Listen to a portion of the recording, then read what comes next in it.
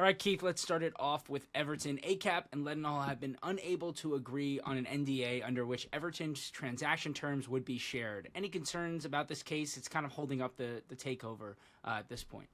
No, I've got no concerns. I think it's still very much a formality. All the noises coming out from every side is that there is something that can be reached in due course.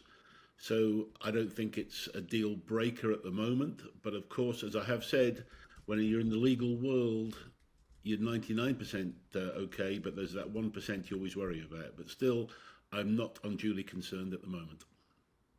That's good news for Everton fans. And Everton seem to be linked with quite a few clubs in Italy for potential transfers in January. Do we expect to see this because of Friedkin's connection with Serie A? And could this be used as kind of an advantage moving forward for Everton in the transfer market?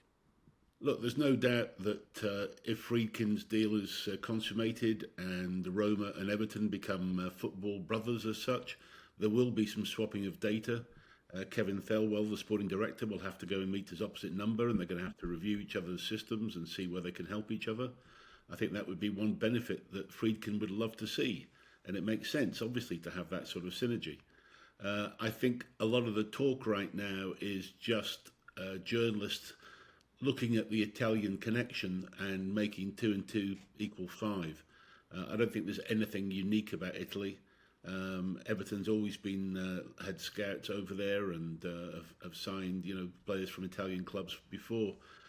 So I don't think that's really going to last. I think it's just to do with this whole Friedkin situation at present, and people are looking for stories in Italy, and it sort of makes sense. But I think Thelwell will have had his own list of players that he's still keen on, working with Sean Dyche.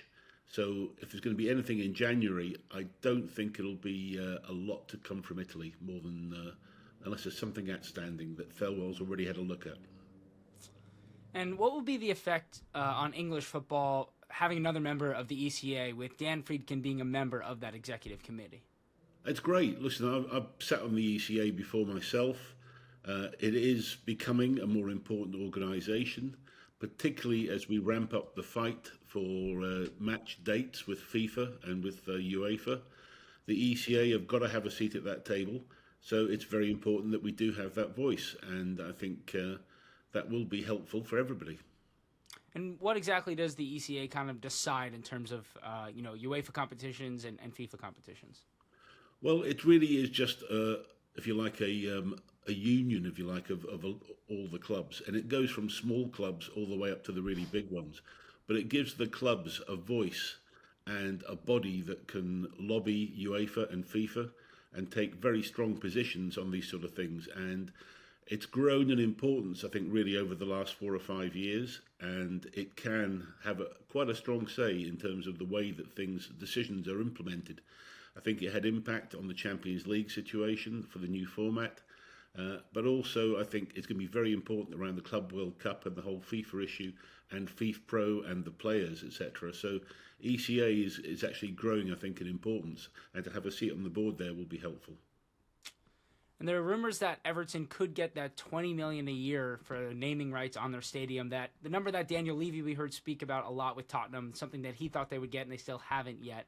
Could we see this happen for Everton? Will, I would love it to be true. 20 million would be a great number. I think we're still looking somewhere in the realms of hopefully 10 to 15 if it was a fantastic deal and perhaps it was bonus related on how the team did, if it got European football, etc. I don't think we're going to see 20. I think Spurs, being in London, have got a better chance of getting a bigger naming rights. There is still that Merseyside to London gap in terms of valuations. However, Everton are doing their best to bridge that with the venue being right on the river, and the actual TV visibility of the stadium will be incredible.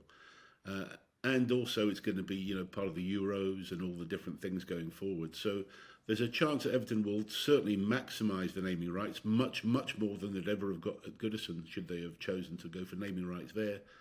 But I don't think 20 is going to be that number. It's wishful thinking, but hey, if they've got a great salesperson and somebody really believes, and it depends on the fit, if there's something like Toyota who could have their arm twisted a little bit, who knows, it could be possible.